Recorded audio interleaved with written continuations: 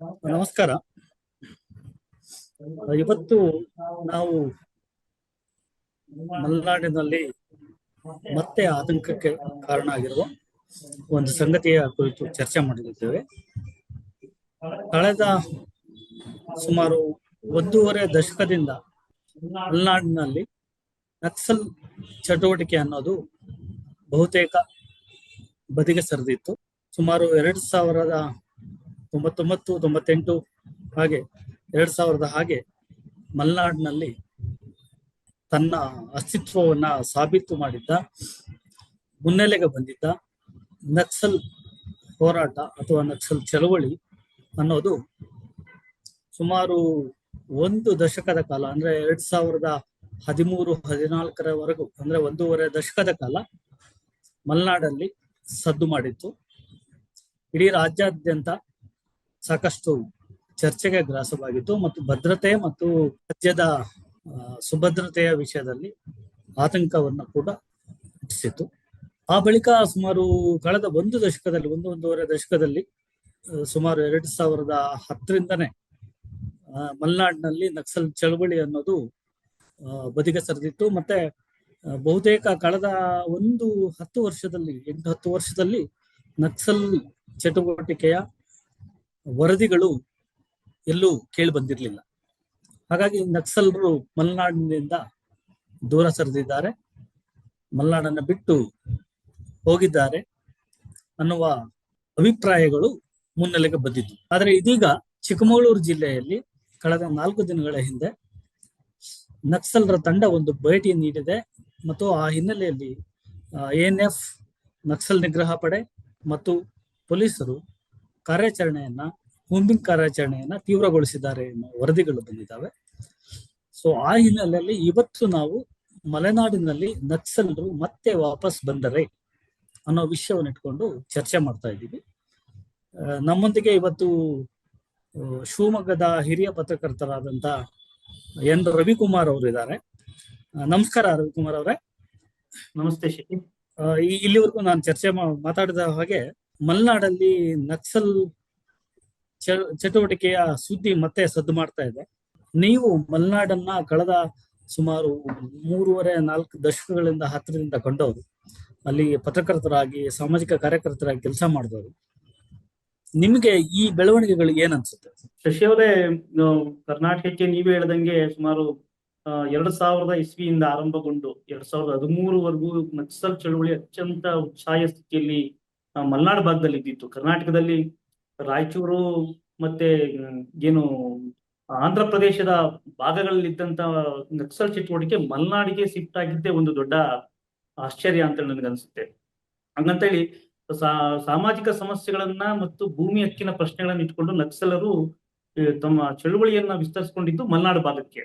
ಮಲೆನಾಡಲ್ಲಿ ಆ ಹೊತ್ತಿಗೆ ಯಾವ್ದಿದ್ದು ಅಂದ್ರೆ ಬಹಳ ಮುಖ್ಯವಾಗಿ ಕುದುರೆಮುಖ ರಾಷ್ಟ್ರೀಯ ಉದ್ಯಾನ ಅಂತಕ್ಕಂಥ ಒಂದು ಯೋಜನೆ ಸರ್ಕಾರ ತಂದಾಗ ಅಲ್ಲಿದ್ದಂತ ಆದಿವಾಸಿಗಳನ್ನ ಒಕ್ಕಲೆಬ್ಸಿ ಬೀದಿ ಪಾಲ್ ಮಾಡ್ತಕ್ಕಂಥ ಒಂದು ಪ್ರಭುತ್ವ ಪ್ರಾಯೋಜಿತ ಯೋಜನೆ ವಿರುದ್ಧ ಜನರಲ್ಲಿ ಅರಿವು ಮೂಡಿಸೋದಕ್ಕೆ ಚಳುವಳಿ ಅಲ್ಲಿಗೆ ವಿಸ್ತಾರ ಆಗುತ್ತೆ. ಅಲ್ಲಿಂದ ಬಟ್ ಚಳುವಳಿಗೆ ಆರಂಭದಲ್ಲೇ ಒಂದು ದೊಡ್ಡ ಆಘಾತ ಏನಂದ್ರೆ 2003ರಲ್ಲಿ ಆಜಿಮಾ ಪಾರ್ವತಿಯವರ ಫ್ರಂಟ್ ಲೈನ್ ಲೀಡರ್ಗಳ ಎನ್ಕೌಂಟರ್ ಆಗೋದಿದೆಯಲ್ಲ, ಅದು ಒಂದು ದೊಡ್ಡ ಆಘಾತ ಆಗುತ್ತೆ. ಬಹುಶಃ ನಕ್ಸಲ್ ಚಳುವಳಿಗೆ ಪೂರಕವಾದಂತ ಪ್ರಾದೇಶಿಕ ವಾತಾವರಣ ಇಲ್ದಲೇ ಇರೋದು ನಕ್ಸಲ್ ಚಟುವಟಿಕೆ ಆರಂಭದ ಆಘಾತ ಅಂತೇಳಿ ನನಗನ್ಸುತ್ತೆ. ಮುಖ್ಯವಾಗಿ ಮಲೆನಾಡಿನಲ್ಲಿ ಗುರುತಿಸ್ತಕ್ಕಂಥದ್ದು ಕೃಷಿ ಕೂಲಿ ಕಾರ್ಮಿಕರ ಬದುಕಿನ ಬಗ್ಗೆ ಮತ್ತು ಅರಣ್ಯ ಪ್ರದೇಶದ ವ್ಯಾಪ್ತಿಯೊಳಗೆ ಅರಣ್ಯದ ಅಂಚಿನಲ್ಲಿ ಇರ್ತಕ್ಕಂಥ ಗ್ರಾಮಗಳಿಗೆ ಮೂಲಭೂತ ಸೌಕರ್ಯಗಳು ಇಲ್ದಲೇ ಇರೋದನ್ನ ಪಟ್ಟಿ ಮಾಡಿ ನಕ್ಸಲ್ ಚಳುವಳಿಯ ಪೂರಕವಾದಂತ ಒಂದು ಪ್ರಶ್ನೆಯನ್ನಾಗಿಟ್ಕೊಂಡು ಚಳುವಳಿ ಆರಂಭ ಆಗುತ್ತೆ. ಅದೇ ಟೈಮಿಗೆ ರಾಷ್ಟ್ರೀಯ ಉದ್ಯಾನವನ ಮತ್ತು ತುಂಗಭದ್ರಾ ಉಳಿಸಿ ಹೋರಾಟ, ತುಂಗಭದ್ರಿ ಗಣಿಗಾರಿಕೆ ಪ್ರವೇಶ ಆಗುತ್ತೆ ಮತ್ತು ತುಂಗಭದ್ರಾದ ಮೂಲ ಅಸ್ತಿತ್ವಕ್ಕೆ ಧಕ್ಕೆ ಬರುತ್ತೆ ಅನ್ನೋ ಪ್ರಶ್ನೆ ಬಂದಾಗ ಆ ಪ್ರಶ್ನೆಗಳು ನಕ್ಸಲರ ಪ್ರಶ್ನೆಗಳಾಗುತ್ತೆ, ಅದು ಸರ್ಕಾರದ ಮುಂದೆ ಇಡ್ತಕ್ಕಂಥದ್ದಾಗುತ್ತೆ. ಸೊ ಅಲ್ಲಿಂದ ನಡೆದಾಗ ಕೇವಲ 4 ವರ್ಷಗಳಲ್ಲಿ ನಕ್ಸಲಿ ತುಂಬಲಾರದ ನಷ್ಟವನ್ನ ನಕ್ಸಲ್ ಚಳವಳಿ ಅನುಭವಿಸ್ಬಿಡುತ್ತೆ. ಆಜಿಮಾ, ಪಾರ್ವತಿ, ಉಮೇಶ್ ಬಣಕಲ್ಲು, ಅಜಿತ್ ಕುಸ್ಬಿ, ಅದರಲ್ಲಿ ಮುಖ್ಯವಾದ ಕಮಾಂಡರ್ ಸಾಕೇತ್ ರಾಜನ್ 2005ರಲ್ಲಿ ಸಾಕೇತ್ ರಾಜನ್ ಅವರ ಎನ್ಕೌಂಟರ್ ಇದೆಯಲ್ಲ, ಅದು ಚಳುವಳಿಗೆ ಬಹಳ ದೊಡ್ಡ ನಷ್ಟವನ್ನ ಅನುಭವಿಸುತ್ತೆ. ಆದ್ರೆ ಒಂದು ಮಹತ್ವದ ಬೆಳವಣಿಗೆಯಾಗಿತ್ತು ಈ ಶಶಿ ಅವರೇ, ಈ ಕರ್ನಾಟಕದ ಈ ಸರ್ಕಾರದ ಕಣ್ಮನ ತೆರೆಸಿದ್ದಂದ್ರೆ ನಕ್ಸಲ್ ಚಳವಳಿ ಬರುವವರೆಗೂ ಕೂಡ ಮಲೆನಾಡಿನ ಜನರು ಅನುಭವಿಸಿರ್ತಕ್ಕಂಥ ಅಥವಾ ಮಲೆನಾಡಿನ ಆದಿವಾಸಿಗಳು ಅನುಭವಿಸ್ತಕ್ಕಂಥ ಕಷ್ಟಗಳು, ಮೂಲಭೂತ ಸೌಕರ್ಯಗಳ ಸಮಸ್ಯೆಗಳು ಸರ್ಕಾರದ ಗಮನಕ್ಕೆ ಬಂದೇ ಇರಲಿಲ್ಲ. ಅಕಸ್ಮಾತ್ ಬಂದಿದ್ರೂ ಕೂಡ ಸರ್ಕಾರ ಇಚ್ಛಾಶಕ್ತಿಯಿಂದ ಆ ಸಮಸ್ಯೆಗಳನ್ನ ಬಗೆಹರಿಸೋದಕ್ಕೆ, ದೊಡ್ಡ ಸಮಸ್ಯೆಗಳೇನಿಲ್ಲ, ಮೂಲಭೂತವಾದ ಸರ್ಕಾರ, ರಸ್ತೆ, ಕುಡಿಯೋ ನೀರು ಮತ್ತು ವಿದ್ಯುತ್. ನೋಡಿ, ಉಡುಪಿ ಜಿಲ್ಲೆಯ ಮೆಣಸಿನಹಾಡಿದ ಭಾಗದಿಂದ ಹಿಡಿದು ಹೊಸನಗರದ ಮಾಸ್ತಿಗಟ್ಟೆವರೆಗೂ ಕೂಡ, ನಮ್ಮ ಚಿಕ್ಕಮಗಳೂರು ಜಿಲ್ಲೆಯ ಶೃಂಗೇರಿ ಭಾಗ ಸೇರಿಕೊಂಡು ಶಿವಮೊಗ್ಗದ ತೀರ್ಥಹಳ್ಳಿಯ ಭಾಗ, ಹೊಸನಗರ ಭಾಗದವರೆಗೂ ಕೂಡ ಆ ಭಾಗದ ಜನರು ತಮ್ಮದೇ ಆದಂತ ಒಂದು ತೀವ್ರತರವಾದ ಸಾಮಾಜಿಕ ಸಮಸ್ಯೆಗಳನ್ನು ಮತ್ತೆ ತಮ್ಮ ಬದುಕಿನ ಪ್ರಶ್ನೆಗಳನ್ನ ಅನೇಕ ಇಟ್ಕೊಂಡಿದ್ರು. ಆದ್ರೆ ಒಂದು ಸಂಘಟಿತ ಚಳುವಳಿಯ ಸ್ವರೂಪವಾಗಿ ಅದು ಸಿಕ್ಕಿರ್ಲಿಲ್ಲ. ಗೇಣಿ ಹೋರಾಟ ನಡೆದಂತ ಚಳುವಳಿಯ ನಂತರದಲ್ಲಿ ಒಂದು ಸಂಘಟಿತ ಚಳುವಳಿ, ಸಾಮಾನ್ಯರ ಮತ್ತು ಬಡವರ, ಆದಿವಾಸಿಗಳ ಪರವಾಗಿ ಒಂದು ಚಳುವಳಿಯಾಗಿ ಅವ್ರ ಪರವ ಮಾತಾಡ್ತಕ್ಕಂಥ ಒಂದು ರಾಜಕೀಯ ಶಕ್ತಿ ಕೂಡ ಇರಲಿಲ್ಲ. ಕೇವಲ ಮೇಲ್ನೋಟಕ್ಕೆ ರಾಜಕೀಯ ಶಕ್ತಿ ಇದ್ರೂ ಕೂಡ ಎಲ್ಲ ಸಮಸ್ಯೆಗಳಿಗೆ ತಲುಪಿರ್ಲಿಲ್ಲ. ಸೊ ಆ ಸಂದರ್ಭದಲ್ಲಿ ಚಳುವಳಿ ನಕ್ಸಲರು ಬಂದಿದೆಯಲ್ಲ, ಅದು ಆ ಭಾಗದ ಜನರಿಗೆ ಒಂದು ಭರವಸೆಯಾಗಿ ಕಾಣ್ತಾ ಇತ್ತು. ಪೂರ್ಣ ಪ್ರಮಾಣದಲ್ಲಿ ಜನ ನಕ್ಸಲ್ ಚಳುವಳಿಗೆ ಬೆಂಬಲ ಕೊಡ್ಲಿಲ್ಲ ಅನ್ನೋದು ಒಂದು ವೈಫಲ್ಯ, ಆ ಚಳುವಳಿ ವಿಫಲ ಆಗೋದಕ್ಕೆ. ಯಾಕಂದ್ರೆ ಅಲ್ಲಿನ ಪ್ರಾದೇಶಿಕ ವಾತಾವರಣ, ಸುಮಾರು 2 ಕಿಲೋಮೀಟರ್ 3 ಕಿಲೋಮೀಟರ್ ಅಂತರದಲ್ಲಿ ಮನೆಗಳಿರ್ತಿದ್ದು, ಒಂಟಿ ಮನೆಗಳಿರ್ತಿದ್ದು, ಗ್ರಾಮಗಳಿರ್ತಿತ್ತು, ಹ್ಯಾಮ್ಲೆಟ್ಗಳಿರ್ತಿತ್ತು. ಹಾಗಾಗಿ ನಕ್ಸಲ್ ಚಳುವಳಿಗೆ ಪೂರ್ಣ ಪ್ರಮಾಣದ ಇಲ್ದಿದ್ರು ಕೂಡ ನಮ್ಮ ಪರವಾಗಿ ಮಾತಾಡ್ಲಿಕ್ಕೆ ಯಾರು ಬಂದಿದಾರಲ್ಲ ಅಂತಕ್ಕಂಥ ಒಂದು ಸದಾಭಿಪ್ರಾಯ ಜನರಲ್ಲಿ ಇತ್ತು, ಸಾಮಾನ್ಯ. ಅದರ ಪರಿಣಾಮವಾಗಿ ಸರ್ಕಾರ 2005ರಲ್ಲಿ ಯಾವಾಗ ಅಜಿತ್ ದೊಡ್ಡ ಮಟ್ಟದಲ್ಲಿ 3-4 ನಕ್ಸಲ್ ಕಮಾಂಡರ್ಗಳ ಎನ್ಕೌಂಟರ್ ಆಗುತ್ತೆ, ಅಜಿತ್ ಕುಸ್ಬಿ, ಉಮೇಶ್ ಬಣಕಲ್ಲು, ಪಾರ್ವತಿ ಆದಿಮಾಲ್ ಆದ್ಮೇಲೆ, ಸೊ ಬಹಳ ಕೇರಳದ ಭಾಗದ ಸಂಪರ್ಕವು ನಕ್ಸಲರಿಗೆ ಸಿಕ್ಕಿದ ಮೇಲೆ, ಒಂದು ಕಾರಿಡಾರ್ ನಿರ್ಮಾಣ ಆದ್ಮೇಲೆ ಸರ್ಕಾರಕ್ಕೆ ಗೊತ್ತಾಗುತ್ತೆ ಈ ಸರ್ಕಾರಕ್ಕೆ ಇಲ್ಲಿ ಸಮಸ್ಯೆಗಳ ಬಗೆಹರಿಸದೆ ಹೊರತು ನಕ್ಸಲ್ ಚಳುವಳಿ ನಿಗ್ರಹ ಬೆಳವಣಿಗೆಗೆ ನಾವೇ ಕಾರಣ ಆಗ್ಬಿಡ್ತೀವಿ ಅಂತಕ್ಕಂಥ ಒಂದು ತೀರ್ಮಾನ ಬರುತ್ತೆ.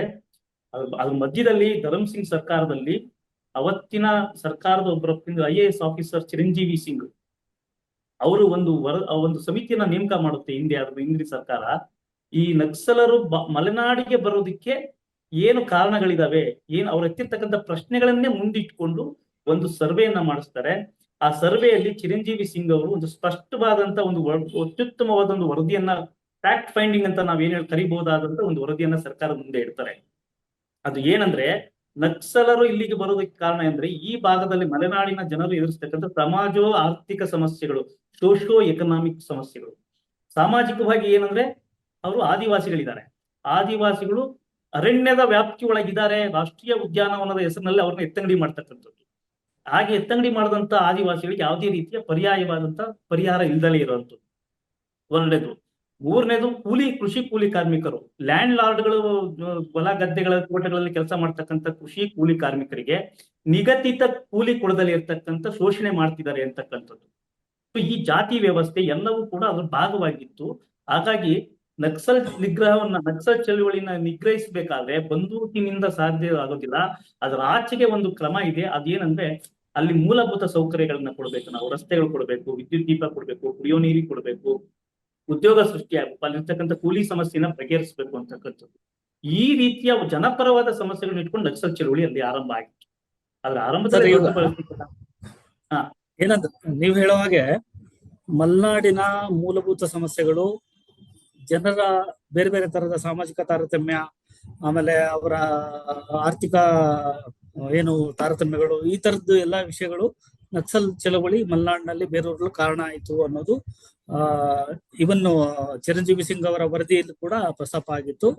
ಸರ್ಕಾರ ಅದಕ್ಕೆ ತಕ್ಕಂತೆ ಏನೇನು ಕ್ರಮಗಳನ್ನು ತಗೋಬೇಕು ಅನ್ನೋದನ್ನ ಅವರು ಶಿಫಾರಸು ಮಾಡಿದ್ರು. ಆ ಶಿಫಾರಸಿನ ಪ್ರಕಾರನೇ ನಕ್ಸಲ್ ಪೀಡಿತ ಪ್ರದೇಶಗಳ ಅಭಿವೃದ್ಧಿಗೆ ವಿಶೇಷ ಪ್ಯಾಕೇಜ್ ಗಳನ್ನ ಕೂಡ ಕೊಡ್ತು.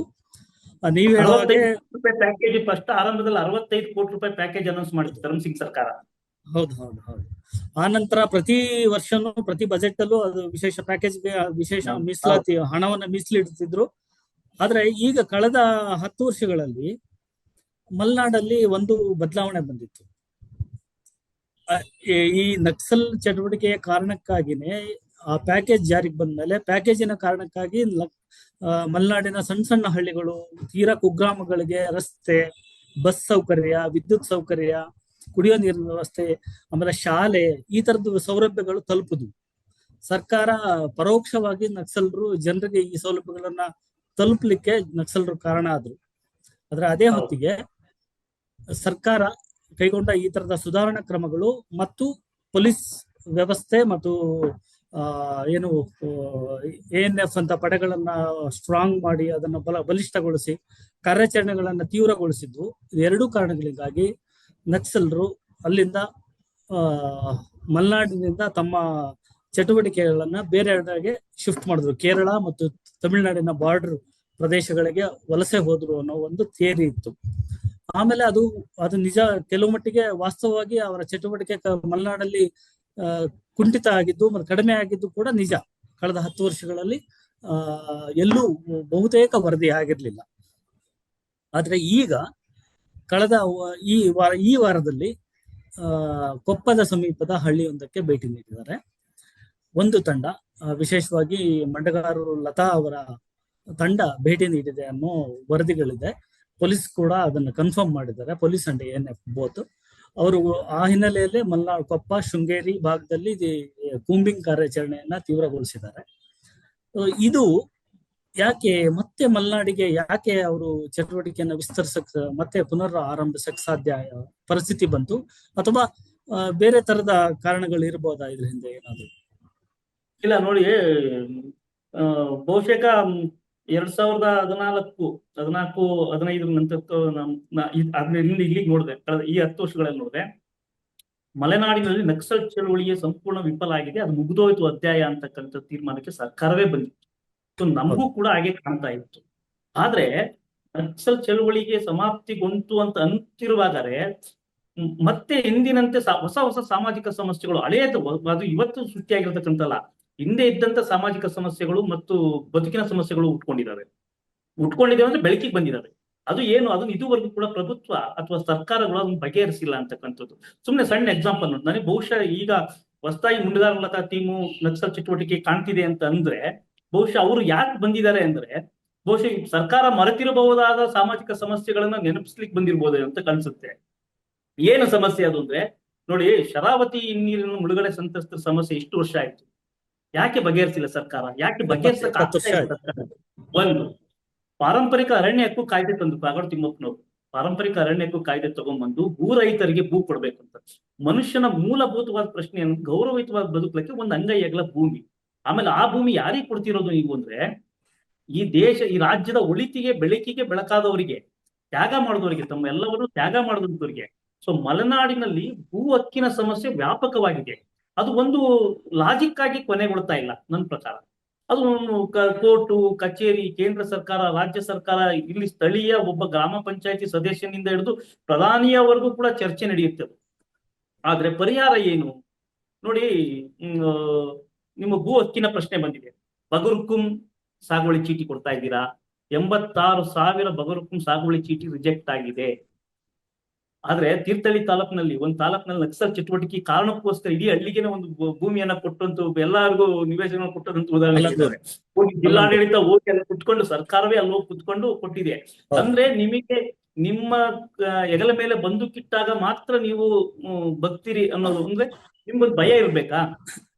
ಜನಪ್ರತಿನಿಧಿಗಳು ಅಂದ್ರೆ ಮಲೆನಾಡಿನ ಸಮಸ್ಯೆಗಳ ಬಗ್ಗೆ ಸರ್ಕಾರಗಳು ಕುರುಡಾಗಿದ್ದಾವೆ, ಕಿವಿಡಾಗಿದ್ದಾವೆ, ಅವರನ್ನ ಸರ್ಕಾರವನ್ನ ಎಚ್ಚರಿಸಲಿಕ್ಕೆ ಪ್ರತಿ ಬಾರಿ ನಕ್ಸಲರೇ ಬರ್ಬೇಕಾ ಅನ್ನೋದು ನಿಮ್ ಪ್ರಶ್ನೆ. ಬರ್ಬೇಕಾ ಅನ್ನೋ ಪ್ರಶ್ನೆ ಸಾರ್ವಜನಿಕ ಬರುತ್ತೆ. ಈಗ ಒಬ್ಬ ಅಸಹಾಯಕನಾದ ರೈತ, ಒಬ್ಬ ಕೂಲಿ ಕಾರ್ಮಿಕ ಏನಂತಾರೆ, ನಾನು ನಕ್ಸಲ್ ಒಟ್ಟಿಗೆ ಸೇರ್ಕೊಂಡ್ಬಿಡ್ತೀನಿ, ನಕ್ಸಲ್ ಬರಕ್ ಹೇಳ್ತೀನಿ, ನಾನು ಅವ್ರಿದ್ರೆ ಸರಿ ನಿಮ್ಗೆ ಅಂದ್ರೆ ಒಬ್ಬ ಜನಪ್ರತಿನಿಧಿ ವಿಫಲ ಆದಾಗ, ಒಂದು ಸರ್ಕಾರ ವಿಫಲ ಆದಾಗ ಈ ಅಸಹಾಯಕ ಮನುಷ್ಯ ಯಾವ ಲೆವೆಲ್ಗೆ ಬೇಕಾದ್ರೂ ಹೋಗ್ತಾನೆ ಅಂತಿರ್ತಕ್ಕಂಥದ್ದು. ಮಲೆನಾಡಿನಲ್ಲಿ ನಕ್ಸಲರು ಬರೋವರೆಗೂ ಕೂಡ ನಮಗೆ ಸ್ಪಷ್ಟವಾಗಿದೆ, ನಕ್ಸಲರು ಬರುವವರೆಗೂ ಕೂಡ ಮಲೆನಾಡಿನ ಸಮಸ್ಯೆಗಳಿಗೆ ಸರ್ಕಾರ 100% ಕುರುಡಾಗಿತ್ತು. ಈಗ ನಿಮಗೆ ಪಾರಂಪರಿಕ ಅರಣ್ಯ ಕಾಯ್ದೆಯಲ್ಲಿ ಮಾನದಂಡಗಳಿದಾವಲ್ಲ, 75 ವರ್ಷ, 3 ತಲೆಮಾರು ಅಂತ ಹೇಳ್ತಕ್ಕಂಥದ್ದು. 3 ತಲೆಮಾರಿನಲ್ಲಿ ಅಕ್ಷರವೇ ಕಾಣದ ತಲೆಮಾರುಗಳಿದಾವೆ. ಅವ್ರು ಎಲ್ಲಿಂದ ದಾಖಲೆಗಳನ್ನು ಕೊಡ್ತಾರೆ? ಅದನ್ನ ಸುಧಾರಣೆ ಮಾಡೋದಕ್ಕೆ ಕಾಗೋಡು ತಿಮ್ಮಪ್ಪ ದೊಡ್ಡ ಮಟ್ಟದ ಪ್ರಯತ್ನವನ್ನ ಮಾಡಿದ್ರು ಕೂಡ ಈ ಅರಣ್ಯ ಇಲಾಖೆ, ಅದನ್ನ ಅರಣ್ಯ ಇಲಾಖೆಯವರಿಗೆ ಕಾಗೋಡು ತಿಮ್ಮಪ್ಪನವ್ರು ಏನಂತ ಹೇಳಿದ್ರು, ನೀವು ಬ್ರಿಟಿಷರು ಅಂತೇಳಿ. ಮತ್ತೊಂದು ಆಧುನಿಕ ಬ್ರಿಟಿಷ್, ಸ್ವತಂತ್ರ ಭಾರತದ ಆಧುನಿಕ ಬ್ರಿಟಿಷರು ಅಂತಾರೆ ನೋಡಿ. ಒಂದು ಮಾತು ಸತ್ಯ ಶಶಿ ಅವರೇ, ನಮ್ಮ ದೇಶದಲ್ಲಿ ಯಾವುದೇ ಕಾನೂನುಗಳು ಅಂತಿಮ ಗುರಿ ಜನರ ಕಲ್ಯಾಣ. ನೀವು ಜನರ ಕಲ್ಯಾಣಕ್ಕೆ ಉಪಯೋಗ ಆಗ್ತಾ ಇರೋ ಕಾನೂನುಗಳನ್ನ ತಗೊಂಡು ಏನ್ ಮಾಡ್ತೀವಿ ಅಂತಕ್ಕಂಥದ್ದು ಒಂದು ಚರ್ಚೆ ಅಲ್ವಾ. ಅದನ್ನೇ ನಕ್ಸಲ್ ತಮ್ಮ ಭಾಷೆಯಲ್ಲಿ ಕೇಳ್ತಾ ಇದ್ದಾರೆ. ನೀವು ಕಾನೂನನ್ನ ಮಾಡಿ ಸವಲತ್ತು ಕೊಡಿ. ಸೊ ಭೂಮಿ ಹಕ್ಕಿನ ಪ್ರಶ್ನೆ ಇದೆ, ಕೃಷಿ ಕೂಲಿ ಕಾರ್ಮಿಕ ಈಗ ಬಹುಮುಖ್ಯವಾಗಿ ಈಗ ಶರಾವತಿ ಮುಳುಗಡೆ ಸಂತ್ರಸ್ತರ ಸಮಸ್ಯೆ ಮತ್ತೆ ಆದಿವಾಸಿಗಳ ಸಮಸ್ಯೆ ನೋಡಿ. ಮಸ್ಗಲ್ಲು, ತತ್ಕೊಳ, ಸಾರ್ಗೋಡು, ಚಿಕ್ಕಮಗಳೂರು ಜಿಲ್ಲೆ 3 ಜಿಲ್ಲೆಗಳಿಂದ 950 ಕುಟುಂಬಗಳನ್ನ ಎತ್ತಂಗಡಿ ಮಾಡಿದ್ರು ಅರಣ್ಯ ಒತ್ತುವರಿ ಹೆಸರಿನಲ್ಲಿ, ಹೌದಾ? ಆದ್ರೆ ಅಲ್ಲಿನ ರಾಜಕಾರಣಿಗಳು ಸಾವಿರಾರು ಎಕರೆ ಕಾಫಿ ತೋಟ ಮಾಡಿದ್ದಾರೆ, ಅರಣ್ಯವನ್ನು ಒತ್ತುವರಿ ಮಾಡಿದ್ದಾರೆ, ಅವ್ರನ್ನ ಯಾಕೆ ನೀವು ಮಾಡಿಲ್ಲ? ಬಹುಶಃ ಈಗ ನಕ್ಸಲರು ಬಂದಿಲ್ಲ, ಆ ಪ್ರಶ್ನೆ ಮುಂದೆ ಇಡ್ತಾರೇನೋ ಅಂತ ಅನ್ಸುತ್ತೆ. ಯಾಕೆಂದ್ರೆ ನೀವು ಪಾರಂಪರಿಕ ಅರಣ್ಯ ಹಕ್ಕು 3 ಎಕರೆ ಜಮೀನ್ ಕೊಡಕ್ಕಾಗಲ್ಲ ನಿಮಗೆ. ಪಾರಂಪರಿಕ ಅರಣ್ಯ ಹಕ್ಕು ಕಾಯ್ದೆಯಡಿ ಅದು ಯಾರಿಗೆ? ಟ್ರೈಬ್ಸಿಗೆ. ನೀವು 3 ಎಕರೆ ಜಮೀನ್ ಕೊಡಕ್ಕಾಗಲ್ಲ, ಕನಿಷ್ಠ 3 ಎಕರೆ ಕೊಡಕ್ಕಾಗಲ್ಲ ಅಂದ್ರೆ 100 ಎಕರೆ ಹಾಕಿ ಸುಪ್ರೀಂ ಕೋರ್ಟ್ ಆದೇಶ ಆದ್ಮೇಲೂ ಕೂಡ ನೀವು ತೆರವು ಮಾಡಕ್ ಹೋಗಲ್ಲ. ಯಾರ ಬಲಾಢ್ಯ ದುರ್ಬಲ ಸಮಾಜಕ್ಕೆ ಭೂಮಿ ಕೊಡಲ್ಲ, ಬಲಾಢ್ಯ ನೀವು ಮುಟ್ಟೋದಿಲ್ಲ. ಸೊ ಈ ತರತಮ ಇದೆಯಲ್ಲ, ಈ ವ್ಯತ್ಯಾಸ ಇದೆಯಲ್ಲ, ಈ ವ್ಯತ್ಯಾಸವನ್ನೇ ಮತ್ತೊಮ್ಮೆ ಎನ್ಕ್ಯಾಶ್ ಮಾಡ್ಕೊಳ್ಳಕ್ಕೆ ನಕ್ಸಲರು ಬಂದ್ರು ಬರಬಹುದು. ಅಥವಾ ಈ ಚಟುವಟಿಕೆ ಒಂದು ದೊಡ್ಡ ಮಟ್ಟದ ಯೋಜನೆಯಾಗಿ ಮತ್ತೆ ಮಲೆನಾಡಿಗೆ ನಕ್ಸಲರು ಎಂಟ್ರಿ ಆಗಿರ್ಬೋರ್ತಕ್ಕಂಥ ಅನುಮಾನ ಇದ್ರೆ ಅದೇನು ನನಗೇನು ಅದು ಆಶ್ಚರ್ಯ ಅಂತ ಅನ್ಸೋದಿಲ್ಲ. ಈಗ ಜ್ವಲಂತ ಸಮಸ್ಯೆ ಇರೋದು, ಪಾದಯಾತ್ರೆ ಮಾಡ್ತಿದ್ದಾರೆ, ಬಗರ್ಹುಕುಂ ಸಮಸ್ಯೆ ಇದೆ, ಶರಾವತಿ ಮುಳುಗಡೆ ಸಂತ್ರಸ್ತ ಸಾವಯವ ಎಲ್ಲಾ ಜಲಾಶಯಗಳಿಗೆ ಭೂಮಿ ಕೊಟ್ಟಂತ ನಮ್ಮ ಮಲೆನಾಡಿನ ಭಾಗದ ಜನರು ಪ್ರತಿದಿನ ಹೋರಾಟ ಮಾಡ್ತಾ ಇದ್ದಾರೆ ಹಿನ್ನಡೆ ನೀರಿನಲ್ಲಿ. ಇವಾಗ್ಲೂ ಕೂಡ ನೀವು ರಾತ್ರಿ ಅನಾರೋಗ್ಯ ಆದ್ರೆ ಆಸ್ಪತ್ರೆ ಕರ್ಕೊಂಡ್ಬರಕ್ಕೆ ತೆಪ್ಪದಲ್ಲಿ ತಗೊಂಡ್ಬರ್ಬೇಕು ಹಿನ್ನೀರಿನಿಂದ ಅಂತಕ್ಕಂಥದ್ದಿದೆ. ಇವೆಲ್ಲ ಸಮಸ್ಯೆಗಳನ್ನ ಯಾರು ಬಗೆಹರಿಸಬೇಕು? ಸೊ ಸರ್ಕಾರ ಬಗೆಹರಿಸಿದ್ರೆ ನಕ್ಸಲರು ಯಾಕೆ ಬರ್ತಾರೆ? ಈಗ ಬಹುಶಃ ಈಗ ನಕ್ಸಲರು ಬಂದಿದ್ದಾರೆ ಅಂದ್ರೆ ಸರ್ಕಾರ ಕುರುಡಾಗಿರೋದು ಕಣ್ ತೇರಿಸೋದಕ್ಕೆ ಅಂತಕ್ಕಂಥದ್ದನ್ನು ಕೂಡ ನೀವು ಸುಮ್ಮನೆ ಒಂದು ರಿಪೋರ್ಟ್ ತಗೊಂಡು, ಇಂಟೆಲಿಜೆನ್ಸಿ ರಿಪೋರ್ಟ್ ತಗೊಂಡು ನಕ್ಸಲರು ಬಂದ್ಬಿಟ್ಟಿದ್ದಾರೆ ಅನ್ನೋದಲ್ಲ. ಯಾಕೆ ಬಂತು ಅನ್ನೋದು ಹೇಳ್ಬೇಕಲ್ಲ. ಚಿರಂಜೀವಿ ಸಿಂಗ್ ವರದಿ ಏನ್ ಹೇಳಿತ್ತು? ಇಲ್ಲಿನ ಸಮಸ್ಯೆಗಳಿದಾವೆ, ಅದಕ್ಕೆ ಅವ್ರು ಬಂದಿದೆ. ಸಮಸ್ಯೆ ಬಗೆಹರಿಸಿದ್ರೆ ನಕ್ಸಲ್ ಚಳುವಳಿ ಮುಗಿದೋಗುತ್ತೆ. ಆಮೇಲೆ ಈ ಭಾಗಕ್ಕೆ ಏನಂದ್ರೆ ಗೇಣಿ ಹೋರಾಟದಂತ ಅಹಿಂಸಾತ್ಮಕ ದೊಡ್ಡ ಹೋರಾಟದ ಪ್ರಭಾವಗಳಿದೆ. ಅಷ್ಟು ಸುಲಭಕ್ಕೆ ನಕ್ಸಲ್ ಚಳುವಳಿನ ಒಳಗೆ ಬಿಟ್ಕೊಳ್ಳಿಲ್ಲ ಈ ಪ್ರದೇಶಗಳು. ಆದ್ರೆ ಅನಿವಾರ್ಯ ಆಗ್ತಿದೆ. ಅನಿವಾರ್ಯ ಏನ್ ಮಾಡ್ತಾರೆ? ಎಷ್ಟು ವರ್ಷ ಬೇಕು ಶರಾವತಿ ಸಂತ್ರಸ್ತರ ಬಗ್ಗೆ ಸಮಸ್ಯೆ ಬಗೆಹರಿಸಕ್ಕೆ? ಸಾಬೇಕ್ಲು, ವರಾಯಿ ಸಂತ್ರಸ್ತರಿಗೆ ಸಮಸ್ಯೆ ಬಗ್ಗೆ ಎಷ್ಟು ಬೇಕು? ನೀವು ಮದನ್ ಮೋಹನ್ ಅವ್ರನ್ನ ಕಮಿಟಿ ಮಾಡಿ ಎಲ್ಲಾ ಸರ್ವೆ ಮಾಡಿದ್ಮೇಲೂ ಕೂಡ ಇವತ್ತಿಗೂ ಕೂಡ ಸರ್ಕಾರ ಹೇಳುತ್ತೆ ಅರಣ್ಯ ಇಲಾಖೆಯವರು ಅಕ್ಲೇಪಿಸಬಾರ್ದು, ಹೇಳಿದೀವಿ ಅಂತಾರೆ. ಪ್ರತಿದಿನ ನೋಟಿಸ್ ಕೊಡ್ತಾ ಇದ್ದಾರೆ. ಅಭಯಾರಣ್ಯದ ಹೆಸರಿನಲ್ಲಿ ಒಂದು ಅಳಿಲ್ ಹೊಡೆದ್ರೆ ಕೇಸ್ ಹಾಕಿ ಜೈಲಿಗೆ ಹಾಕ್ತಾ ಇರೋ ರೈತನ. ಈಗ ಸರ್ ನೀವ್ ಹೇಳ್ತಿರೋ ಹಾಗೆ, ಈಗ ನಾವು ನೋಡಿದ್ರೆ ಮಲೆನಾಡನ್ನ ನೋಡಿದ್ರೆ ಚಾಮರಾಜನಗರದಿಂದ ಬೆಳಗಾವಿ ತುದಿಯವರೆಗೆ ಮಲೆನಾಡಿನ ಎಲ್ಲ ಜಿಲ್ಲೆಗಳಲ್ಲಿ ಒತ್ತುವರಿ ಸಮಸ್ಯೆ ಇದೆ. ಅರಣ್ಯ ಒತ್ತುವರಿ ಹೆಸರಲ್ಲಿ ಅರಣ್ಯ ಭೂಮಿಯ ಕಬ್ಜಾ ಮಾಡಿದ್ದಾರೆ ಅನ್ನೋ ಕಾರಣಕ್ಕೆ ಸಣ್ಣ ರೈತರನ್ನು ಸೇರಿಸಿ 1/2 ಎಕರೆ 10 ಗುಂಟೆ 20 ಗುಂಟೆ ಜಮೀನ್ ಒತ್ತುವರಿ ಮಾಡಿರೋರನ್ನು ಸೇರಿಸಿ ಒತ್ತುವರಿ ಕಾರ್ಯಾಚರಣೆ ಬಹಳ ತೀವ್ರಗತಿಯಲ್ಲಿ ನಡೀತಿದೆ ಕಳೆದ 3 ತಿಂಗಳಿಂದ. ಅದಕ್ಕೆ ಪ್ರತಿಯಾಗಿ ಚಿಕ್ಕಮಗಳೂರು, ಹಾಸನ, ಶಿವಮೊಗ್ಗ, ಈ ಭಾಗದ ಉತ್ತರ ಕನ್ನಡ ಈ ಭಾಗದಲ್ಲಿ ರೈತರ ಪ್ರತಿರೋಧದ ಹೋರಾಟಗಳು, ಚಳುವಳಿಗಳು, ಸಭೆಗಳನ್ನು ಸರಣಿ ಸಭೆಗಳು, ಹೋರಾಟಗಳು ನಡೀತಿದ್ದಾವೆ. ಸಾಗರದಲ್ಲಂತೂ ಆಲ್ಮೋಸ್ಟ್ 15 ದಿನ ಅಹೋರಾತ್ರಿ ಧರಣಿ ಸತ್ಯಾಗ್ರಹ ನಡೀತು. ಆಮೇಲೆ ಪಾದಯಾತ್ರೆ ನಡೀತು. ಈ ಎಲ್ಲ ಒಂದು ಅರಣ್ಯ ಒತ್ತುವರಿ ವಿಷಯ ಇದೆ. ಇನ್ನೊಂದು ಬಗರ್ಹುಕುಂ ಅಂದ್ರೆ ಕಂದಾಯ ಭೂಮಿಯ ಸಾಗುವಳಿದಾರರ ವಿಷಯ ಇದೆ. ಇನ್ನೊಂದು ಕೆಪಿಸಿ ಭೂಮಿಯ ವಿಷಯ ಇದೆ. ಮತ್ತು ಶರಾವತಿ ಸಂತ್ರಸ್ತರ ವಿಷಯ ಇದೆ. ಹೀಗೆ ಒಂದಲ್ಲ ಎರಡಲ್ಲ, ಅಂದ್ರೆ ಬೇರೆ ಬೇರೆ ನೆಲೆಯಿಂದ ಮಲೆನಾಡಿನ ರೈತರ ಭೂಮಿಯ ಹಕ್ಕನ್ನ, ಅವರ ನಿಂತ ನೆಲವನ್ನೇ ಕಸಿದುಕೊಳ್ಳುವ ಪ್ರಯತ್ನಗಳು ಸರ್ಕಾರ ಯಾರು ಅವರನ್ನ ರಕ್ಷಣೆ ಮಾಡ್ಬೇಕಿತ್ತೋ, ಯಾರು ಅವರಿಗೆ ರಕ್ಷಣೆ ಕೊಡ್ಬೇಕಿತ್ತೋ ಅವರೇ ಮಾಡ್ತಿದ್ದಾರೆ. ಮತ್ತೆ ವಿಶೇಷವಾಗಿ ನೀವು ಹೇಳ್ದಂಗೆ ಶರಾವತಿ ಯೋಜನೆ ಸಂತ್ರಸ್ತರ ವಿಷಯದಲ್ಲಂತೂ ಕಳೆದ 70 ವರ್ಷಗಳಿಂದ ಅವರಿಗೆ ನ್ಯಾಯ ಸಿಕ್ಕಿಲ್ಲ. ಮತ್ತೆ ಆ ಭೂಮಿಯನ್ನ ತ್ಯಾಗ ಮಾಡಿ, ಮನೆ ಮಠ ತ್ಯಾಗ ಮಾಡಿ ವಲಸೆ ಬಂದು ಇನ್ನೊಂದ್ ಕಡೆ ನೆಲೆ ಕಂಡ್ಕೊಂಡು ಭೂಮಿ ಸಾಗುವಳಿ ಮಾಡ್ಕೊಂಡು ಅಲ್ಲಿ ಮನೆ ಮಠ ಕಟ್ಕೊಂಡು ಇರೋರನ್ನ ಈಗ ಅರಣ್ಯದ ಹೆಸರಲ್ಲಿ ಮತ್ತು ಸರ್ಕಾರಿ ಭೂಮಿ ಒತ್ತುವರಿ ಹೆಸರಲ್ಲಿ ಮತ್ತೆ ತೆರವು ಮಾಡ್ತಾ ಇದ್ದಾರೆ, ಅಲ್ಲಿಂದ ಎತ್ತಂಗಡಿ ಮಾಡಿಸ್ತಿದ್ದಾರೆ. ಸೊ ಈ ತರದ ಅಂದ್ರೆ ಒಂದು ಭಾಗದ ಒಂದು ಪ್ರದೇಶದ ರೈತರ ಮೇಲೆ ಮತ್ತೆ ಪರಿಸರದ ಹೆಸರಲ್ಲಿ, ಸರ್ಕಾರದ ಜಮೀನು ಉಳಿಸುವ ಹೆಸರಲ್ಲಿ ನಡೀತಿರುವ ಈ ತರದ ಏನು ಎತ್ತಂಗಡಿಯ ಪ್ರಯತ್ನಗಳಿದಾವೆ, ಇವು ಅಲ್ಟಿಮೇಟ್ ಆಗಿ ಈ ತರದ ಒಂದು ಹಿಂಸಾತ್ಮಕ ಚಳವಳಿಗೆ, ಪ್ರಜಾಸತ್ತೆಯ ವಿರುದ್ಧದ ಒಂದು ಹೋರಾಟಕ್ಕೆ ಆ, ಇಂಬು ಕೊಡ್ತಾ ಇದೆ. ಆ ತರದ ಒಂದು ವಾತಾವರಣವನ್ನ ಕ್ರಿಯೇಟ್ ಮಾಡ್ತೇವೆ ಅಂದ್ರೆ ಸರ್ಕಾರದ ಕ್ರಮಗಳೇ ಇಂಥದ್ದೊಂದು ವಾತಾವರಣ ಕ್ರಿಯೇಟ್ ಮಾಡ್ತಿದಾವ ಅನ್ನೋ ಪ್ರಶ್ನೆ. ಈಗ ಕಾನೂನುಗಳು ನಮ್ಮ ವೆಲ್ಫೇರ್ಗೆ ರಚನೆ ಆಗಿರ್ತಕ್ಕಂಥ ಕಾನೂನು, ಯಾವುದೇ ಕಾನೂನುಗಳು ಅಂತಿಮವಾಗಿ ಗುರಿ ಜನರ ಕಲ್ಯಾಣ. ಈಗ ಆ ಕಾನೂನುಗಳು ಜನರ ಕಲ್ಯಾಣಕ್ಕೆ ಉಪಯೋಗ ಆಗ್ಲಿಲ್ಲ ಅಂದ್ರೆ ಅಥವಾ ನೆರವಿಗೆ ಬರ್ಲಿಲ್ಲ ಅಂದಾಗ ಮನುಷ್ಯ ಪ್ರಭುತ್ವದ ವಿರುದ್ಧ, ಸರ್ಕಾರದ ವಿರುದ್ಧ ಹೇಗೆ ಹೋರಾಟ ಮಾಡ್ತಾನೆ? ಅವನದೇ ಆದಂತ ಒಂದು ದಾರಿ ಕಂಡುಕೊಳ್ತಾನೆ. ಸೊ ಇವತ್ತಿನ ರಾಜಕೀಯ ವ್ಯವಸ್ಥೆ ಒಂದು ಸಾತ್ವಿಕ ಚಳುವಳಿಯನ್ನು ಕೂಡ ಒಡೆದು ಅದನ್ನ ಹತ್ತಿಕ್ಕತಕ್ಕಂತ ಎಲ್ಲ ತಂತ್ರಗಳನ್ನ ಕಂಡುಕೊಂಡ್ಬಿಟ್ಟಿದೆ ರಾಜಕೀಯ ವ್ಯವಸ್ಥೆ. ಸೊ ಅದಕ್ಕೆ ಏನ್ ಮಾಡ್ತಾರೆ, ಕೊನೆಗೆ ಅಂತಿಮವಾಗಿ ಈ ರೀತಿ ಹಿಂಸಾತ್ಮಕವಾದ ಚಳುವಳಿ ಕಡೆಗೆ ನೋಡೋ ಸಾಧ್ಯತೆಗಳು ಹೆಚ್ಚು ಇರ್ತವೆ. ಅದ್ ಬಟ್ ಸಕ್ಸಸ್ ಆಗುತ್ತೋ ಇಲ್ಲೋ ಬೇರೆ ಪ್ರಶ್ನೆ. ಆದ್ರೆ ನಾವು ಒಂದು ಎಚ್ಚರಿಕೆ ಏನಂದ್ರೆ, ನಾವು ವಹಿಸ್ಬೇಕಾಗಿದ್ದು ಅಂದ್ರೆ ಒಂದು ಸಮಾಜವಾಗಿ ನಾವು ತೆಗೆದುಕೊಳ್ಬೇಕಾದ ಎಚ್ಚರಿಕೆ ಏನು, ಈ ಸಮಾಜಕ್ಕಾಗಿ, ಈ ರಾಜ್ಯದ ಅಭಿವೃದ್ಧಿಗಾಗಿ ತ್ಯಾಗ ಮಾಡಿದ ಜನಗಳಿದಾರಲ್ಲ, ಅವ್ರನ್ನ ಹೇಗೆ ನಡ್ಸ್ಕೊಳ್ಬೇಕು ಅನ್ನೋದನ್ನ ನಮ್ಮ ಸರ್ಕಾರಗಳು ಎಲ್ಲೋ ಮರೆತು ಅಂತ ಅನ್ಸುತ್ತೆ. ಹೌದು, ಖಂಡಿತ ಖಂಡಿತ. ವಿಶೇಷವಾಗಿ ಈಗ ಮೊನ್ನೆ ಸಾಗರದಲ್ಲಿ ನಡೆದ ಹೋರಾಟದ ವಿಷಯದಲ್ಲೂ ಕೂಡ ಸರ್ಕಾರ 15 ದಿನಗಳವರೆಗೂ ಯಾವ ಸಚಿವರು, ಯಾವ ಶಾಸಕರು ಕೂಡ ಆ ಕಡೆ ತಲೆ ಹಾಕಿರ್ಲಿಲ್ಲ. ಕೊನೆಗೆ ಯಾವಾಗ ಹೋರಾಟ ಅವ್ರು ಪಾದಯಾತ್ರೆ ಮಾಡಿಕೊಂಡು ಲಿಂಗನಮಕ್ಕಿ ಜಲಾಶಯಕ್ಕೆ ಮುತ್ತಿಗೆ ಹಾಕ್ತೀವಿ ಅಂತ ಹೊರಟ್ರು, ಆವಾಗ ಬಂದು ಸಚಿವರು, ಶಾಸಕರುಗಳು ಬಂದು ಅವರನ್ನ ಮಾತಾಡಿಸಿದ್ರು, ಮತ್ತೆ ಮಾತುಕತೆ ಕರೆದ್ರು. ಅದು ಮಾತುಕತೆ ಪ್ರಯತ್ನಗಳು ಬೇರೆ ನಡೀತಾ ಇರ್ಬೋದು, ಗೊತ್ತಿಲ್ಲ. ಆದ್ರೆ ಆ ತರದ ಉಪೇಕ್ಷೆಗಳಿದಲ್ಲ, ಇದು ಕೂಡ ಕೆಲವು ಸರಿ ಬೇರೆ ತರದ ಚಟುವಟಿಕೆಗಳಿಗೆ ಇಂಬು ಕೊಡಬಹುದು. ಜೊತೆಗೆ ಇನ್ನೊಂದು ವಿಷಯ ಏನಂದ್ರೆ, ಸಾಗರದ ಹೋರಾಟದ ವಿಷಯದಲ್ಲಿ ನಾವು ಗಮನಿಸಬೇಕಾಗಿದ್ದು, ಪ್ರತ್ಯೇಕ ರಾಜ್ಯದ ಕೂಗು ಕೂಡ ಕೇಳಿ ಬಂದಿತ್ತು. ಸೊ ಇದು ಈ ಒಟ್ಟು ಬೆಳವಣಿಗೆಗಳು ಮಲೆನಾಡಲ್ಲಿ ಮತ್ತೊಮ್ಮೆ ಒಂದು ಆತಂಕದ ವಾತಾವರಣವನ್ನ ನಿರ್ಮಾಣ ಮಾಡೋ ಸಾಧ್ಯತೆ ಏನು ಇದೆಯಾ ಅಥವಾ ಹೇಗೆ? ಖಂಡಿತ. ನೋಡಿ, ಯಾವಾಗ ನಮಗೆ ಯಾರು ಕೇಳಬೇಕಾಗಿದ್ದು, ನಮ್ಮ ಬದುಕಿಗೆ ಒಂದು ಘನತೆ ಇರುತ್ತೆ, ಪ್ರತಿಯೊಬ್ಬರ ಬದುಕಿಗೆ ಒಂದು ಘನತೆ ಇರುತ್ತೆ.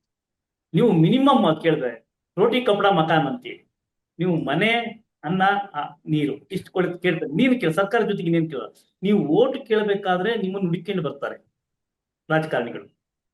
ಅದೇ ನೀವು ಸಮಸ್ಯೆ ಬಗೆಹರಿಸಬೇಕಾದ್ರೆ ಅಥವಾ ನೀವು ಸಮಸ್ಯೆಯನ್ನು ಇಟ್ಕೊಂಡು ಸರ್ಕಾರದ ಮುಂದೆ ಹೋಗ್ಬೇಕು ಅನ್ನೋ ಪ್ರಯತ್ನ ಮಾಡಿದಾಗ ನೀವ್ ಯಾಕೆ ಉಪೇಕ್ಷಿಸ್ತೀರಿ? ನೀವು ಕೇಳ್ಬೇಕಲ್ಲ ಒಬ್ಬರಿಗೆ, ಏನ್ ನಿನ್ ಸಮಸ್ಯೆ, ಯಾವ್ದು ಇವತ್ತು ನಿನ್ನೆ ಹುಟ್ಟಿರೋ ಸಮಸ್ಯೆ ಅಲ್ಲ, 70 ವರ್ಷಗಳ ಹಿಂದಿನ ಸಮಸ್ಯೆಯನ್ನು ಜೀವಂತವಾಗಿ ಇಟ್ಕೊಂಡಿದ್ದೀರಿ ನೀವು. ಅವ್ರ ಮೇಲೆ ಇವ್ರ ಮೇಲೆ ಹೇಳ್ಕೊಂಡು ಕಾಲಹರಣ ಮಾಡ್ತಿದ್ದೀರಲ್ಲ. ಒಂದು ರಾಜಕೀಯ ಪಕ್ಷ ಅಥವಾ ಒಬ್ಬ ಜನಪ್ರತಿನಿಧಿ ಇಚ್ಛಾಶಕ್ತಿಯನ್ನು ಯಾಕೆ ತೋರಿಸಲಿಲ್ಲ? ಮನೆಗೆ ಮನುಷ್ಯ ಏನ್ ಮಾಡ್ತಾನೆ, ಈ ಭೂಮಿ ನಂದಲ್ಲ, ಈ ದೇಶ ನಂದಲ್ಲ, ಅಥವಾ ಈ ಊರು ನಂದಲ್ಲ, ಈ ಸರ್ಕಾರ ನಂದಲ್ಲ, ನನಗೆ ಸ್ಪಂದಿಸ್ತಾ ಇಲ್ಲ, ಆ ಟಚ್ ಫೀಲಿಂಗ್ ಇಲ್ಲ ಅಂದ್ಮೇಲೆ, ಸರ್ಕಾರ ಇದೆ ಅಂತಕ್ಕಂಥ ಸ್ಪರ್ಶ ಜ್ಞಾನವೇ ಇಲ್ದಂಗ ಆಗ್ಬಿಟ್ರೆ ಏನ್ ಮಾಡ್ತಾನೆ? ಪರ್ಯಾಯ ಕೇಳ್ತಾನೆ, ಬೇಡಪ್ಪ ನಿನ್ ಬೇಡ, ನಾನು ಹೋಗ್ತೀನಿ ಅಂತಕ್ಕಂಥದ್ದು. ಈ ಕೂಗೆ ಅಪಾಯಕಾರಿ ಅನ್ನೋದನ್ನ ಸರ್ಕಾರ ಕೇಳ್ಬೇಕಲ್ವಾ? ಯಾರು ಸಿಡಿದು ಹೋಗ್ತಾ ಇದೆ, ನಮ್ ಜನ ಹೋಗ್ತಾ ಇದಾರೆ ಅಂತಕ್ಕಂಥದ್ದು. ಇದು ಆಗ್ತಾ ಇಲ್ಲಲ್ಲ, ಸರ್ಕಾರ ಯಾಕೆ ಮಾಡ್ತಾ ಇಲ್ಲ?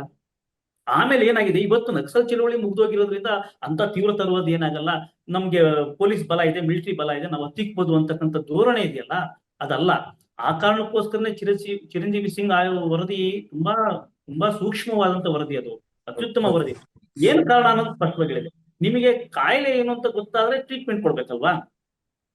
ನೀವು ಮನುಷ್ಯ ಮಾತಾಡೋದನ್ನೇ ಕೇಳಿಸ್ಕೊಳಕ್ ರೆಡಿ ಇಲ್ಲ ಅಂದ್ರೆ, ಚುನಾವಣೆಗಳು ಬರ್ತವೆ ಹೋಗ್ತವೆ, ಪ್ರತ್ಯೇಕ ರಾಜ್ಯದ ಕೂಗು ಇವತ್ತು ಸಣ್ಣದಾಗಿರ್ಬೋದು, ನಾಳೆ ದೊಡ್ಡ ಮಟ್ಟದಲ್ಲಿ ಆಗುತ್ತೆ. ಯಾಕೆಂದ್ರೆ ನೀವು ಹಿಂಗೆ ನೆಗ್ಲೆಕ್ಟ್ ಮಾಡ್ತಾ ಇದ್ರೆ ನಾಳೆ ನಾಟ್ ಓನ್ಲಿ ನಕ್ಸಲ್ ಚಳವಳಿ, ಬೇರೆ ಶಕ್ತಿಗಳು ಕೂಡ, ಜನಪರ ಶಕ್ತಿಗಳು ಅಂತ ಬಯಸ್ಕೊಂಡವರು ಕೂಡ ಅದ್ರೊಳಗೆ ಕೈ ಜೋಡಿಸ್ತಕ್ಕಂಥ ಸಾಧ್ಯತೆಗಳು ಇರ್ತವೆ. ಇಲ್ಲ ಅಂತ ಹೇಳಕ್ಕಾಗತ್ತ? ಆಮೇಲೆ ಸರ್ಕಾರ ಈಗ ಮೊನ್ನೆಯ ವರದಿ, ನಕ್ಸಲ್ ಚಟುವಟಿಕೆ ಕಾಣಿಸ್ಕೊಂಡಿದೆ ಅಂತಕ್ಕಂಥದ್ದು ವರದಿ ನಿಜಾನೇ ಆದ್ರೆ ನೀವು ಸರ್ಕಾರ ಎಚ್ಚೆತ್ಕೊಳ್ಬೇಕು. ಈ ಭಾಗಕ್ಕೆ ರಕ್ತಪಾತದ ಚಳುವಳಿಯಿಂದ ಯಾವ ಲಾಭವೂ ಆಗಲ್ಲ ಅಂತಕ್ಕಂಥದ್ದು ಸಾಬೀತಾಗಿದೆ.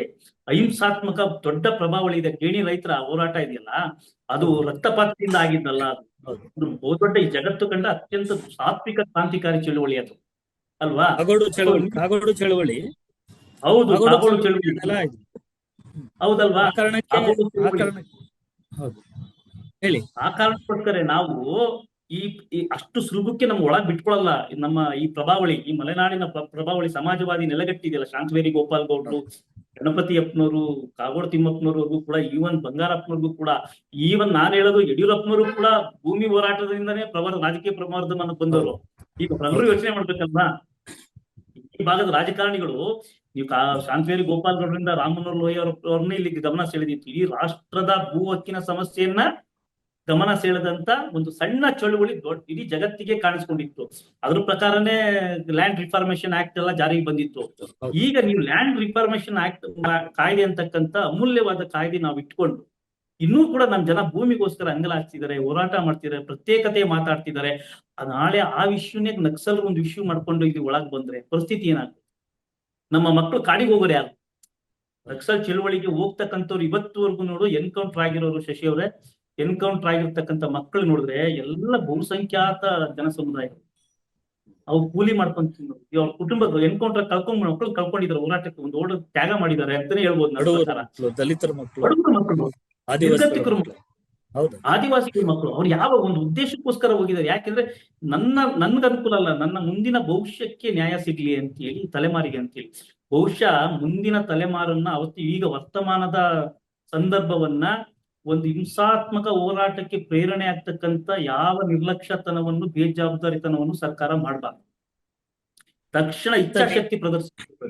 ಈಗ ನಿಮಗೆ ಒಂದು ಮೆಗಾ ಪ್ರಾಜೆಕ್ಟ್ ಬಂತು, ಯಾರೋ ಬಂಡವಾಳ ಹೂಡಕ್ ಬರ್ತಾನೆ ಅಂದ್ರೆ ಅವ್ನಿಗೆಲ್ಲ ಇನ್ಫ್ರಾಸ್ಟ್ರಕ್ಚರ್ ಕೊಡೋದಕ್ಕೆ ತಾಮುಂದು ಅಂತ ನಿಲ್ತೀರಿ, ಮೀಟ್ಗಳು ನಡೆಸ್ತೀರಿ, ಬಿಸ್ನೆಸ್ ಮೀಟ್ಗಳು ನಡೆಸ್ತೀರಲ್ವಾ ನೀವು.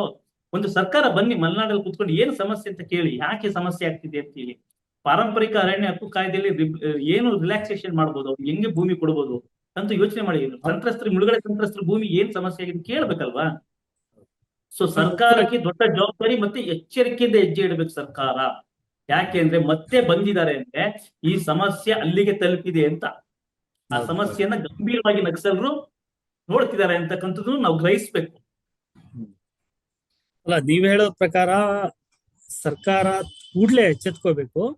ಮತ್ತೆ ಚಿರಂಜೀವಿ ಸಿಂಗ್ ಅವರು ಸಲ್ಲಿಸಿರೋ ವರದಿಯಲ್ಲಿ ಇದಕ್ಕೆ ಮದ್ದಿದೆ. ಆ ಮದ್ದನ್ನ ಹುಡುಕ್ಬೇಕು. ಯಾಕೆಂದ್ರೆ 2005ರಲ್ಲಿ ಅವ್ರು ಕೊಟ್ಟಂತ ವರದಿ ಅದು. 2005ರಲ್ಲಿ MP ಪ್ರಕಾಶ್ ಅವರು ಗೃಹ ಸಚಿವರಾಗಿದ್ರು. ಅವ್ರ ಕಾಲದಲ್ಲಿ ಒಂದು ಎನ್ಕೌಂಟರ್ ನಡೆದಿದ್ದಕ್ಕೆ ಜನಪರ ಮಾಧ್ಯಮಗಳು, ಪ್ರಗತಿಪರರು ಅದನ್ನ ಖಂಡಿಸಿದ್ರು. MP ಪ್ರಕಾಶ್ ಅಂತ ಒಬ್ಬ ಸಂವೇದನಾಶೀಲ ಸಚಿವನ ಆಡಳಿತದಲ್ಲಿ ಮೂಗಿನ ಕೆಳಗೆ ಎನ್ಕೌಂಟರ್ ನಡೆದ್ಬಿಡ್ತು, ರಕ್ತಪಾತ ನಡೆದ್ಬಿಡ್ತಲ್ಲ ಅಂತಾಗ ತುಂಬಾ ಅಲ್ವಾ? 65 ಕೋಟಿ ರೂಪಾಯಿ ಪ್ರಾಜೆಕ್ಟ್ ಕೊಟ್ಟರು ಅವತ್ತು. ಇವತ್ತಿಗೆ 65 ಕೋಟಿ ಅಲ್ಲ, ಈಗ 650 ಕೋಟಿ ಕೊಟ್ಟರು ಸಾಕಾಗಲ್ಲ. ಆದ್ರೆ ನೀವು ಕೇಳ್ತಿರೋದೇನು? ನಿಮ್ಮ ಭೂಮಿ ನಮಗೆ ಕೊಡಿ, ನಮ್ಮ ಭೂಮಿ. ಈಗ ಮಲೆನಾಡಲ್ಲಿ ಹಣಕಾಸಿನ ಪ್ಯಾಕೇಜ್ ಗಳನ್ನ ಯಾರು ಕೇಳ್ತಾ ಇಲ್ಲ ನನಗೆ ಗಮನಿಸಿದ ಹಾಗೆ. ಅಲ್ಲಿಯ ಸಮಸ್ಯೆಗಳಿಗೆ ಪರಿಹಾರ ಕೇಳ್ತಿದ್ದಾರೆ. ಅದು ಕಾನೂನು ಪರಿಹಾರ. ಸರ್ಕಾರದ ಕೈಯಲ್ಲಿ ಕಾನೂನು ಇದೆ, ಕಾನೂನು ಮಾಡುವ ಅಧಿಕಾರ ಸರ್ಕಾರಕ್ಕೆ. ನಾನು ಹೇಳುದು, ಸರ್ಕಾರ ಕೊಟ್ಟ ಮಾತು ಅದು, ವಚನ ಭ್ರಷ್ಟತೆ ಆಗಬಾರ್ದು. ಕೊಡ್ತೀವಿ ಅಂತ ಹೇಳಿದ್ರಲ್ವಾ ನೀವು, ಅದು ಕೊಡ್ಬೇಕಲ್ವಾ ಅಂತ ಕೇಳ್ತಿರೋದು. ಹೊಸದಾಗಿ ಅಲ್ಲ, ಹೊಸದಾಗಿ ನೀವೇನ್ ಕೇಳ್ತೀರಿ? ಬಗರ್ ಹುಕುಂ ಕೇಳ್ತಿದ್ರಿ. ಬಗರ್ ಹುಕುಂ ಸರ್ವೆ ಮಾಡಿ, ಇಂಡೀಕರಣ ಮಾಡಿ, ಸರ್ಕಾರ ಭೂಮಿ ಯಾವುದು, ಅರಣ್ಯ ಭೂಮಿ ಅಂತ ಹೇಳಿ ನೀವು ಇದ್ ಮಾಡಿ ಕೊಡಿ. ಆದ್ರೆ ಮುಳುಗಡೆ ಸಂತ್ರಸ್ತರಲ್ಲಿ ಕೂಡ ಬಹುತೇಕ 80% ಇರೋರೆಲ್ಲ ಈ ಒಂದಲ್ಲ ಒಂದು ಯೋಜನೆಯ ಸಂತ್ರಸ್ತರೆ. ಯಾಕಂದ್ರೆ ಶಿವಮೊಗ್ಗ, ಚಿಕ್ಕಮಗಳೂರು ಜಿಲ್ಲೆಯಲ್ಲಿ 2 ಜಿಲ್ಲೆಯ ವ್ಯಾಪ್ತಿಯಲ್ಲಿ 10ಕ್ಕೂ ಹೆಚ್ಚು ಬೃಹತ್ ಜಲಾಶಯಗಳಿದಾವೆ, 8ಕ್ಕೂ ಹೆಚ್ಚು ಅಭಯಾರಣ್ಯಗಳಿದಾವೆ. ಈ ಅಭಯಾರಣ್ಯಗಳು ಮತ್ತು ಜಲಾಶಯಗಳಿಂದ ಸಂತ್ರಸ್ತರಾದವರ ಸಂಖ್ಯೆಯೇ ಈ ಏನು ನಮ್ಮ ಬಗರ್ಹುಕುಂ ಸಾಗುವಳಿದಾರರು ಮತ್ತು ಅರಣ್ಯ ಭೂಮಿ ಸಾಗುವಳಿದಾರರು. ಸೊ ಹಾಗಾಗಿ ಸರ್ಕಾರ ತಾರೇ ಸಂತ್ರಸ್ತರನ್ನಾಗಿ ಮಾಡಿದವರಿಗೆ ಹಕ್ಕು ಕೊಡೋಕೆ ಯಾಕೆ ಮೀನಾಮೇಷ ಅನ್ನೋದು. ಸರ್ಕಾರಕ್ಕೆ ಏನಾಗುತ್ತೆ ಅಂದ್ರೆ ಅವ್ರಿಗೆ ಒಂದು ಇಚ್ಛಾಶಕ್ತಿ ಬೇಕು. ಸರ್ಕಾರಕ್ಕೆ ಒಂದು ಇಚ್ಛಾಶಕ್ತಿ ಬೇಕು. ಸರ್ಕಾರ ನನ್ನ ಪ್ರಕಾರ ಒಂದು ತಾಯಿ ಇದ್ದಂಗೆ, ಎಲ್ಲ ಮಕ್ಕಳದು ಅಹವಾಲುಗಳು ಕೇಳ್ಬೇಕು. ಪ್ರಿಯಾರಿಟಿ ಯಾವುದು, ಯಾವ ವೀಕರ್ ಸೆಕ್ಷನ್ಸ್ ಇದೆ ನೋಡ್ಬೇಕಲ್ವಾ. ನಾವು ಮಾತು ಕೊಟ್ಟಿದ್ವಿ, ಯಾಕೆ ಈ ಸಮಸ್ಯೆ ಇನ್ನೂ ಜೀವಂತವಾಗಿಟ್ಟಿದೆ ಅಂತಕ್ಕಂಥದಕ್ಕೆ ಏನಾದ್ರು ಪ್ರಯತ್ನ ನಡೀತಿದ್ಯಾ ಅಂದ್ರೆ ಇಲ್ಲ. ಅದು ನಾವು ಚಳುವಳಿ ಮಾಡಕ್ ಹೋದ್ರೆ ಅದರಲ್ಲೂ ಒಂದು ರಾಜಕೀಯ ತಂದಾಕೋದು. ಈಗ ಚಳುವಳಿಯನ್ನು ಹತ್ತಿಕ್ಕನ್ನೋದೇ ಒಂದು ರಾಜಕೀಯ, ಅದೇ ಒಂದು ಪರಿಹಾರ ಅನ್ಕೊಂಡು ಚಳುವಳಿಯನ್ನು ಹತ್ತಿಕ್ಕೋದು ಹೊರತು ಸಮಸ್ಯೆ ಬಗೆಹರಿಸೋಕ್ ಹೋಗಲ್ಲ. ನೀವು ಚಳುವಳಿಯನ್ನು ಹತ್ತಿಕ್ಕಕ್ಕೆ ಮಾಡ್ತಕ್ಕಂಥ ಪ್ರಯತ್ನಗಳನ್ನ ನೀವು ಸ್ವಲ್ಪನಾದ್ರು ಪರಿಹಾರ ಸಿಗೋದಲ್ವಾ? ನೀವು ಅದು ಮಾಡಕ್ಕೆ ರೆಡಿಲ್ಲ. ನೀವು ಲಿಂಗರ್ಮಕ್ಕಿ ಮುಚ್ಕೆ ಹಾಕೋವರೆಗೂ ಕೂಡ ನಿಮಗೆ ಇಲ್ಲಿ ಪ್ರತಿಭಟನೆ ನಡೀತೆ ಅಂತ ಗೊತ್ತಾಗ್ಲಿಲ್ಲ. ಆಮೇಲೆ ಇನ್ನೊಂದು ಮಾತು ನಾನು ಹೇಳಲೇಬೇಕು, ಇಟ್ ಈಸ್ ತುಂಬಾ ದುರದೃಷ್ಟಕರ. ಸಣ್ಣ ಎಕ್ಸಾಂಪಲ್, ವಕ್ಫ್ ಸಮಿತಿಗೆ ಸಂಬಂಧಪಟ್ಟಂಗೆ ಭೂಮಿ ಏನೋ ದೊಡ್ಡ ಅಲ್ಲೋಲ ಕೊಲ್ಲೋಲ ಆಯ್ತು ಅಂತ ತೋರಿಸ್ತಕ್ಕಂಥ ಮಾಧ್ಯಮಗಳಿದಾವಲ್ಲ, ಈ ಮಲೆನಾಡಿನ ಭೂ ಹಕ್ಕಿನ ಸಮಸ್ಯೆಗಳನ್ನ ಯಾಕೆ ತೋರಿಸ್ತಾ ಇಲ್ಲ ಜಗತ್ತಿಗೆ? 50,000 ಜನರಿಗೆ ನೋಟಿಸ್ ಕೊಟ್ಟಿದ್ದಾರೆ ಮಲೆನಾಡಲ್ಲಿ. ಮತ್ತೆ 50,000 ಜನ ರೈತರು ಅಂದ್ರೆ 50,000 ಕುಟುಂಬಗಳು ಪ್ರಶ್ನೆ ಅದು. ಕುಟುಂಬಗಳು ನಮ್ಮ ಅದು ಮಾಧ್ಯಮ ಮುಖ್ಯ ವಿಷಯ ಆಗ್ತಾ ಇಲ್ಲ ಮಾಧ್ಯಮಗಳಿಗೆ. ಸೊ ಹೌದು, ನೀವು ಹೌದು. ಮಾಧ್ಯಮದಲ್ಲಿ ಬಂದು ದೊಡ್ಡ ಇದಾದ್ಮೇಲೆ ಸರ್ಕಾರ ಗಮನ ಸೆಳೀತಕ್ಕ ನಮ್ಮ ಮಾಧ್ಯಮಗಳು ಕರ್ತವ್ಯ ಅದು.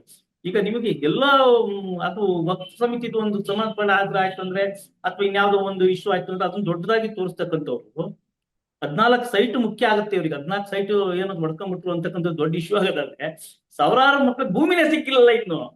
ನೀವು ಅದನ್ನ ಯಾಕೆ ಬೆಳಕಿಸ್ತಾರೆ ಸರ್ಕಾರದ ಗಮನಕ್ಕೆ? ಸೊ ಇಲ್ಲಿ ಮಾಧ್ಯಮಗಳು ಮತ್ತು ಸರ್ಕಾರಗಳು ಇದಾವಲ್ಲ, ಇವೆರಡೂ ಕೂಡ ಜವಾಬ್ದಾರಿ ಇದೆ. ಮಾಧ್ಯಮಗಳು ಕೂಡ ಈಗ ನಕ್ಸಲ್ ಮೂವ್ಮೆಂಟ್ ನ ದೊಡ್ಡದಾಗಿ ಹೇಳೋದ್ರ ಜೊತೆಗೆ ನಕ್ಸಲ್ ಯಾಕೆ ಬರ್ತಾ ಇದಾರೆ, ಏನ್ ಸಮಸ್ಯೆ ಇದೆ, ಇಲ್ಲಿ ಇಲ್ಲಿ ಏನು ಕಾಣ್ತಾ ಇದ್ದಾರೆ, ಈಗ ಎಂಟ್ರಿ ಆಗಿದ್ದಾರೆ ಅಂದ್ಮೇಲೆ ಏನೋ ಸಮಸ್ಯೆ ಇರ್ಬೇಕಲ್ಲ, ಏನ್ ಸಮಸ್ಯೆ ಇದೆ ಅಂತ ನೋಡ್ಬೇಕಲ್ವಾ? ಸೊ ಇದನ್ನ ಸರ್ಕಾರಕ್ಕೆ ಹಿಡಿತಕ್ಕಂಥ ಪ್ರಯತ್ನವನ್ನ ಮಾಡ್ಬೇಕು. ಸರ್ಕಾರ ನಾನು ಹೇಳೋದಷ್ಟೇ, ಸರ್ಕಾರ ಈಗ ನಕ್ಸಲ್ ಮೂವ್ಮೆಂಟಿನ ಒಂದು ಸುಳಿವು ಸಿಕ್ಕಿದೆ ಅನ್ನೋದಾದ್ರೆ ಅದ್ರ ಹಿಂದೆ ಒಂದು ದೊಡ್ಡ ಕಾರಣ ಇದೆ.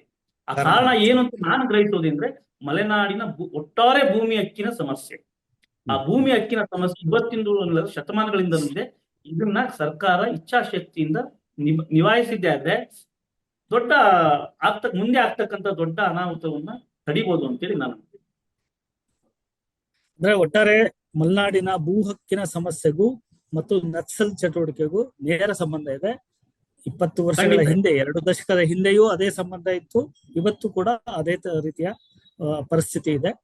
ಆ ಕಾರಣಕ್ಕೆ ಸರ್ಕಾರ ಮಲೆನಾಡಿನ ಭೂಮಿ ಹಕ್ಕಿನ ವಿಷಯವನ್ನ ಗಂಭೀರವಾಗಿ ಪರಿಗಣಿಸಬೇಕು ಮತ್ತು ಡಾಕ್ಟರ್ ಚಿರಂಜೀವಿ ಸಿಂಗ್ ಅವರಂತ ತಜ್ಞರು ಕೊಟ್ಟ ವರದಿಯನ್ನ ಇನ್ನೊಮ್ಮೆ ಪುಟ ತಿರುಗಿಸಿ ನೋಡ್ಬೇಕು.